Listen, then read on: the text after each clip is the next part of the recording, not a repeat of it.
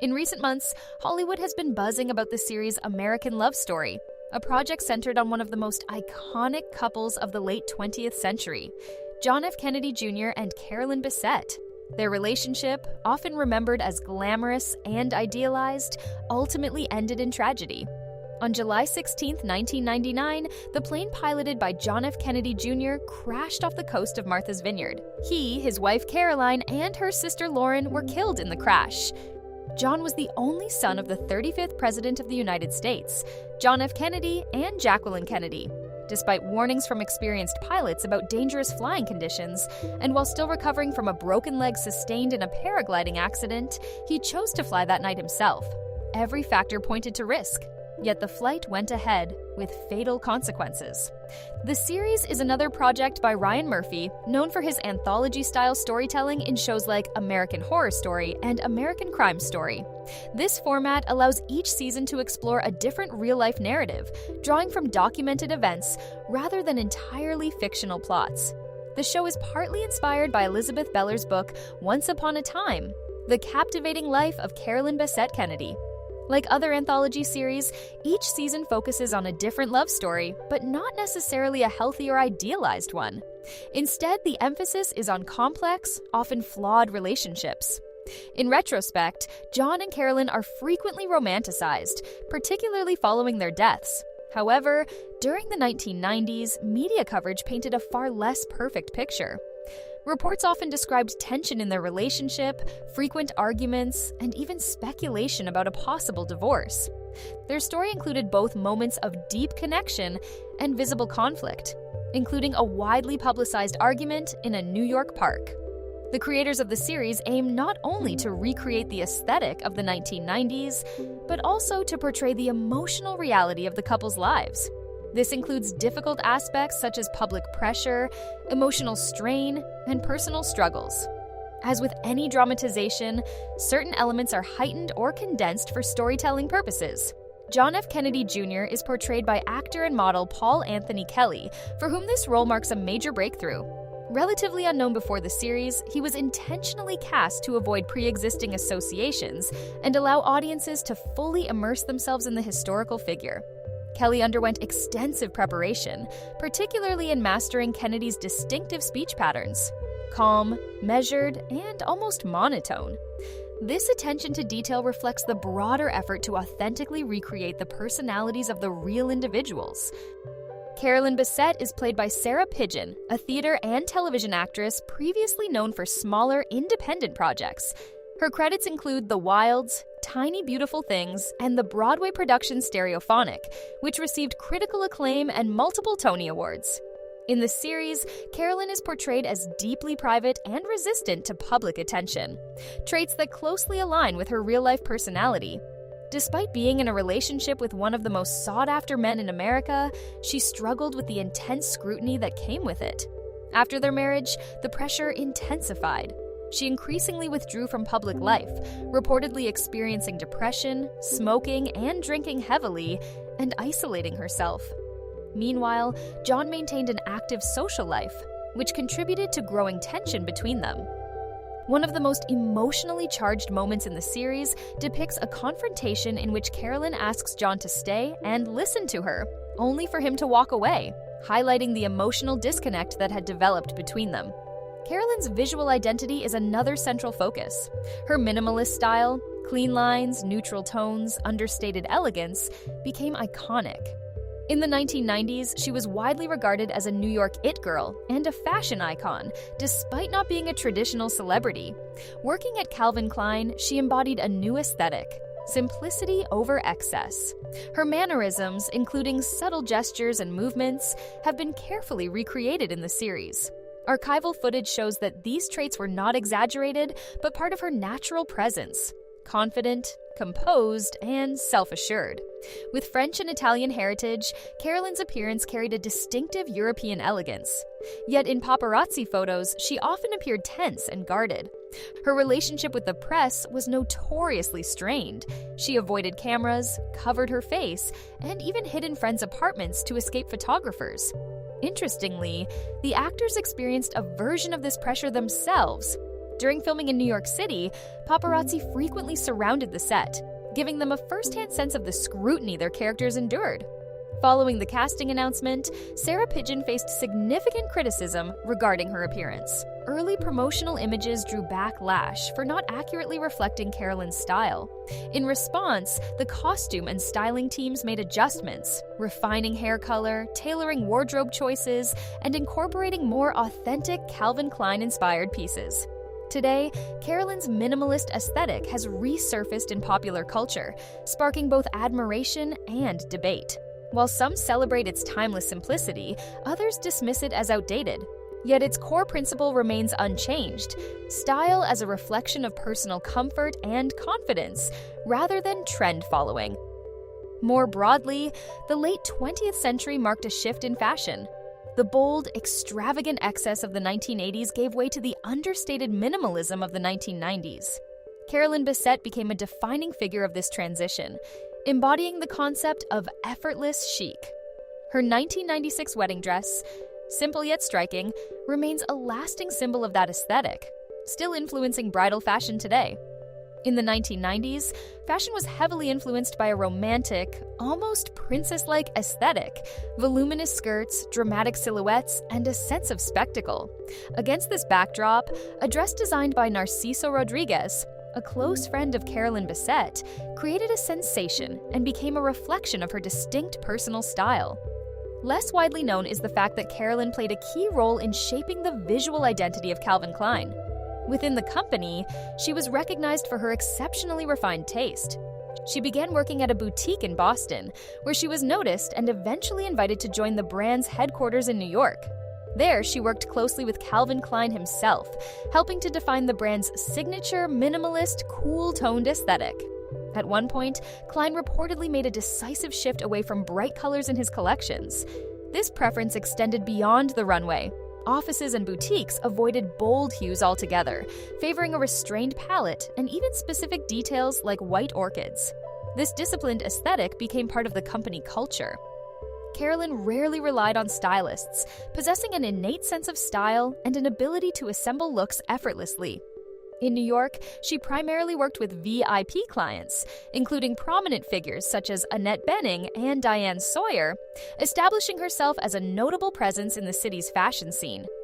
Her image and lifestyle aligned seamlessly with the spirit of 1990s New York, an era defined by authenticity, street style, and cultural diversity. This period is often associated with the world depicted in Sex and the City, where different social and aesthetic archetypes coexisted. Carolyn's style is sometimes compared to that of Natasha from the series, though Carolyn herself was often perceived as more enigmatic and independent. Photographs from that time highlight the raw, unfiltered nature of the era. Polaroid images, untouched by digital editing, captured people as they truly were, creating a sense of authenticity that feels rare today. Despite the absence of social media or cloud archives, many moments from Carolyn's life with John F. Kennedy Jr. remain embedded in cultural memory.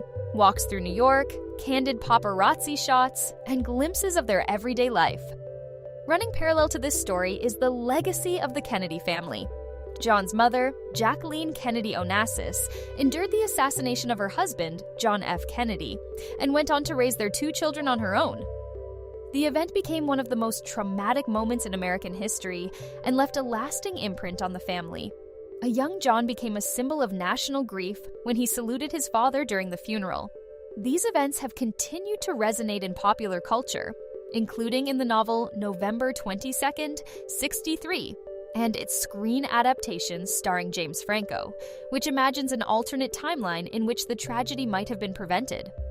In the series adaptation, Jacqueline is portrayed by Naomi Watts, who has previously taken on historical roles, including Diana, Princess of Wales.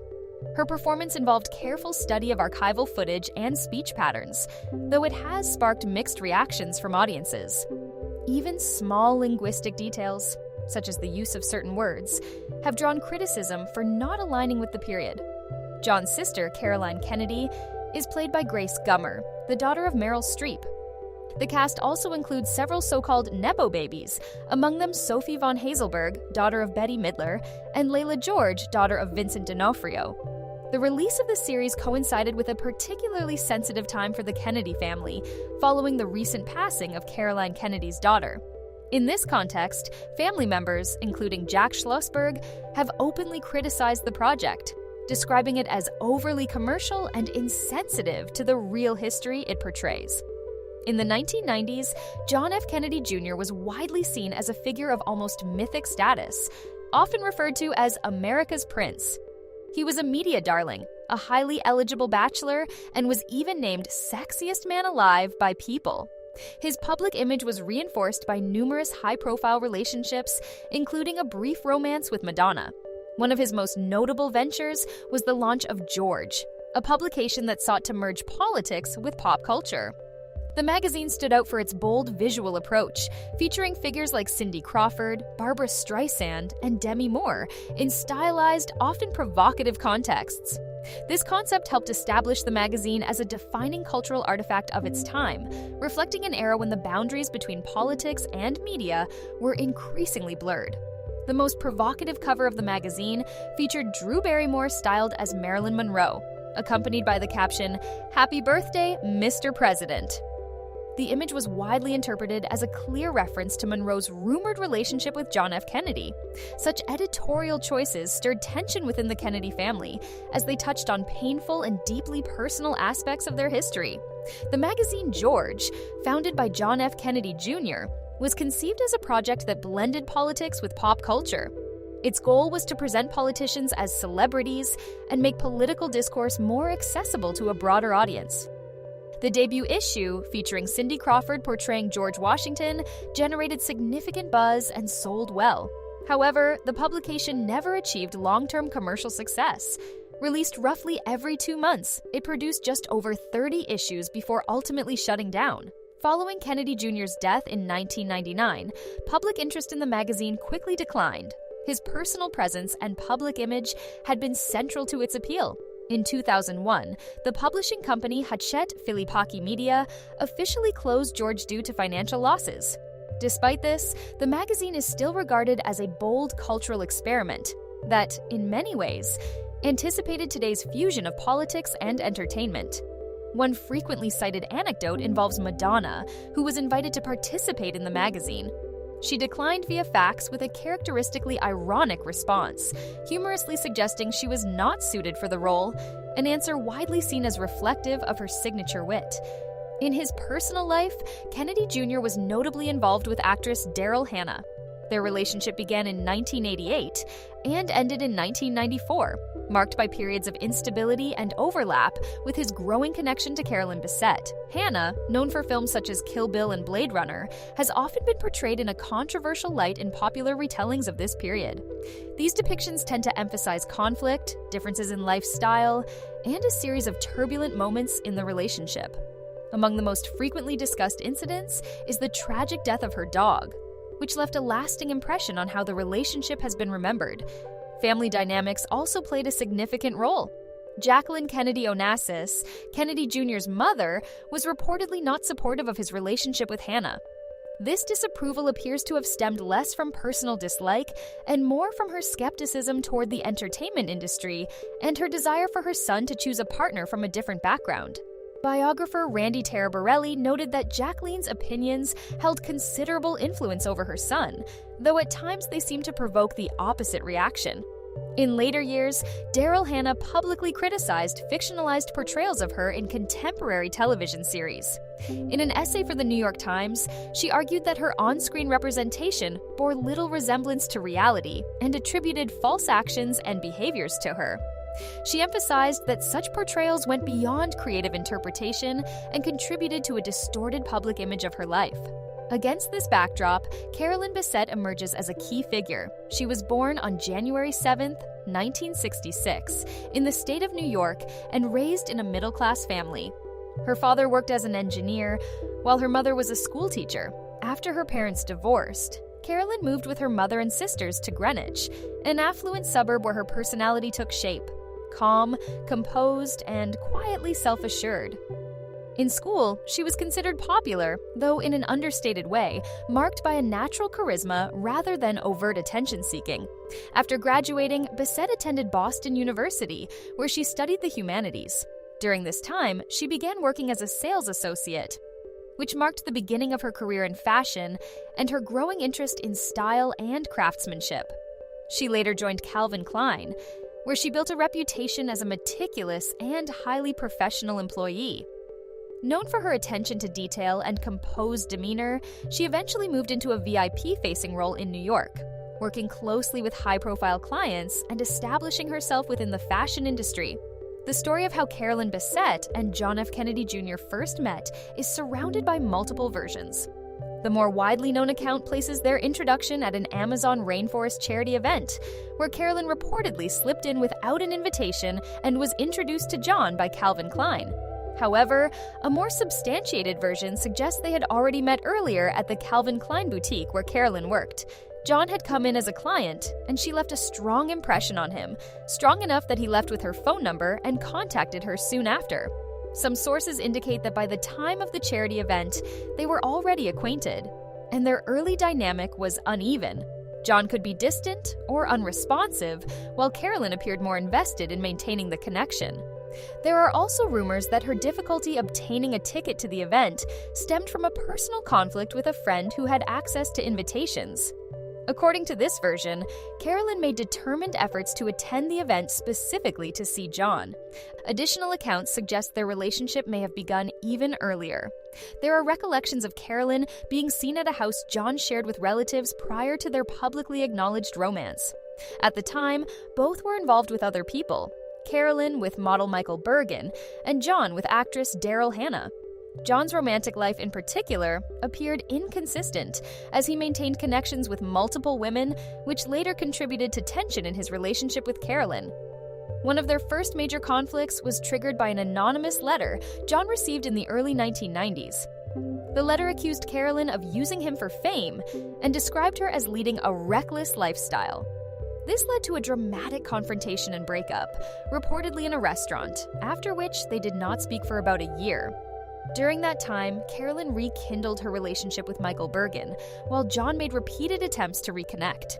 Eventually, they reconciled, but from that point forward, Carolyn approached the relationship more cautiously. By the mid-1990s, their relationship had grown more serious, though it remained largely private. They were first photographed together in 1993, but did not become publicly recognized as a couple until 1995. Throughout this period, increasing media attention began to place strain on their relationship. John proposed in late 1995 during a family weekend in Hyannisport, Massachusetts. The proposal took place on a fishing boat and came as a surprise to Carolyn. She did not immediately accept, recognizing the complexity of joining the Kennedy family and the need to carefully consider what such a life would entail. Despite their efforts to keep things private, news of the engagement soon leaked to the press, adding further pressure. Part of that pressure came from the dynamics within the Kennedy family itself. Carolyn encountered a rigid social structure with unspoken rules, presided over by Ethel Kennedy, the widow of Robert F. Kennedy and the family's matriarch. Carolyn often felt out of place in this environment, while John, accustomed to it, did not always recognize how challenging it could be for someone from outside the family. This disconnect led to uncomfortable situations and deepened her sense of unease. Their relationship was marked by intense emotional highs and lows. Arguments were frequent and sometimes public. The most infamous incident occurred in February 1996 in Washington Square Park, where paparazzi captured photos and video of a heated argument between them. The footage showed them shouting, physically grabbing at one another, and visibly overwhelmed by emotion. The incident shocked the public and contributed to a perception of their relationship as volatile. The causes of that conflict are often linked to media pressure, communication issues, and stress surrounding their upcoming wedding. Carolyn, in particular, struggled with constant paparazzi attention and the loss of privacy. She confided in friends about feeling unable to live a normal life and began to develop insecurities, including about her appearance. At the same time, the press circulated narratives about her past and motivations, further intensifying scrutiny. Despite these challenges, their relationship remained deeply passionate and significant to both of them. Friends described a pattern of intense arguments, followed by quick reconciliations. Still, the combination of public attention, personal differences, and external pressure made the relationship increasingly difficult to sustain. After one particularly public argument, Carolyn reportedly had a conversation with Ethel Kennedy, who offered her perspective on surviving within the Kennedy family. Drawing from her own experience, Ethel emphasized the importance of maintaining self-confidence and a strong sense of identity. This moment suggests that, despite the family's outward rigidity, there was also an awareness of the difficulties Carolyn faced. Ultimately, the relationship between John F. Kennedy Jr. and Carolyn Bessette was defined by a powerful emotional connection, complicated by constant external scrutiny and the unique pressures of life within one of America's most prominent families. The relationship between John F. Kennedy Jr. and Carolyn Bessette has long captured public attention, combining an almost fairy tale image with deep complexity, contradictions, and a tragic ending. Their wedding, held on September 21, 1996, became one of the most unique and private ceremonies among high-profile figures. Virtually nothing was known about it until after it had already taken place. This level of secrecy was intentional. John wanted to give his bride a truly private experience, free from paparazzi, helicopters, and relentless media intrusion. The ceremony took place by candlelight on Cumberland Island, Georgia, in a small wooden chapel, the first African Baptist church, originally built by enslaved people. Guests were carefully instructed to maintain complete confidentiality, and they succeeded. The press only learned about the wedding afterward. The atmosphere was intimate and almost otherworldly, largely due to the lighting. With no electricity in the chapel, candles were placed low to the ground, casting soft light upward and leaving faces partially in shadow. Carolyn's wedding dress became instantly iconic. Designed by her friend Narciso Rodriguez, it was minimalist, elegant, and unlike anything typical of the time. Before this moment, Rodriguez had been relatively unknown, but the wedding propelled him into the spotlight. The dress itself was highly unconventional, seamless, with no buttons, zippers, or fastenings. While visually flawless, it proved extremely difficult to put on. In fact, Carolyn was delayed by nearly 2 hours because of it. The dress simply wouldn't go over her head. Eventually, they managed by wrapping her head and shoulders in a scarf to reduce friction, allowing the fabric to slide into place. By the time she was ready, the sun had already set. Her hair and makeup had to be redone, and the ceremony ultimately took place in near darkness, illuminated only by candlelight, which added to its striking, almost mystical ambiance. Despite the romantic beginning, married life quickly revealed underlying tensions. Carolyn struggled to adapt to her new reality. The constant presence of paparazzi, their aggressive behavior, and their willingness to capture her at vulnerable moments, such as leaving therapy sessions in tears, took a serious toll on her mental health. Over time, she became increasingly withdrawn, rarely leaving home and eventually stopping therapy altogether due to the harassment. Fundamental differences in lifestyle also contributed to strain in the marriage. John was active, social, and drawn to sports, while Carolyn increasingly preferred staying home with their dog, Friday, and their cat, Ruby. Once a regular presence on the New York social scene, she began avoiding public life altogether out of fear of being followed. This shift created frustration for John, who reportedly felt their shared life had become monotonous. The question of children became another major point of tension. John was ready to start a family, but Carolyn was not. According to those close to her, she feared the level of public scrutiny their child would face, given the Kennedy legacy. She saw John as a kind of national treasure and couldn't imagine the pressure their child would endure. There were also reports that she had experienced 2 terminated pregnancies. Rumors of infidelity further complicated the relationship. Carolyn's former boyfriend, Michael Bergen, later claimed in his memoir that their relationship continued even after her marriage. He described meetings in Los Angeles and Connecticut, phone calls, and even periods where they stayed together while John was away. According to his account, Carolyn confided in him about wanting a divorce and asked him to help her leave the marriage. While these claims remain unverified and subjective, they contributed to the narrative of instability surrounding the couple. Carolyn's emotional state, as described by some acquaintances, appeared to deteriorate over time. She was characterized as increasingly withdrawn and, at times, unpredictable. There were also allegations of substance use and extramarital involvement. Meanwhile, John found himself surrounded by conflicting information and rumors, making it difficult to discern the truth. Adding to the pressure was the expectations surrounding John's future. Despite his career in media, most notably as the founder of George Magazine, there was a widespread belief that he would eventually enter politics and continue the Kennedy legacy. This possibility became a source of tension within the relationship. Carolyn, according to some accounts, was strongly opposed to the idea, while John himself seemed uncertain, though not dismissive of the possibility. The death of Princess Diana in 1997 had a profound impact on Carolyn. She was often compared to Diana, not only in appearance, but in presence and public fascination. However, unlike Diana, Carolyn did not seek public engagement and preferred privacy. Diana's fatal car crash in Paris, caused in part by a high-speed chase involving paparazzi, deeply affected her. She recognized the parallels to her own life and became even more fearful. After Diana's death, Carolyn withdrew further from public life and grew increasingly anxious about her safety. She reportedly urged John to reach out to Princes William and Harry with condolences, though he never did. John himself was also shaken by Diana's death, partly because it echoed his own childhood trauma of losing a parent in a highly public tragedy.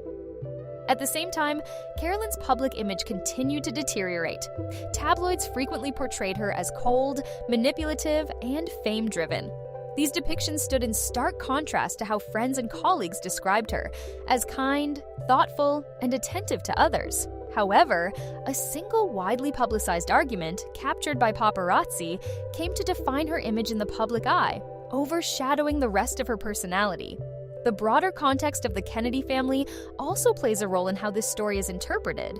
Some biographical narratives highlight a pattern in which women connected to the family were marginalized or pathologized. The case of Rosemary Kennedy, who underwent a lobotomy, and Jacqueline Kennedy, who reportedly endured significant emotional distress and controversial treatments during her marriage, are often cited as examples. Within this framework, attempts to portray Carolyn as unstable or indirectly responsible for later events can be seen as part of a larger pattern. The plane crash in July 1999, which claimed the lives of John, Carolyn, and her sister Lauren, gave rise to numerous interpretations and speculative narratives. One such version suggested that Carolyn had delayed their departure due to time spent at a nail salon, indirectly contributing to the tragedy. However, the official investigation concluded that the crash was caused by pilot error. John, who was flying the plane, became spatially disoriented during a night flight over water. The responsibility, therefore, was attributed to him as the pilot. In the aftermath, both families largely avoided public conflict. Carolyn's parents did file a wrongful death lawsuit, arguing that the pilot bore responsibility for the passengers' deaths.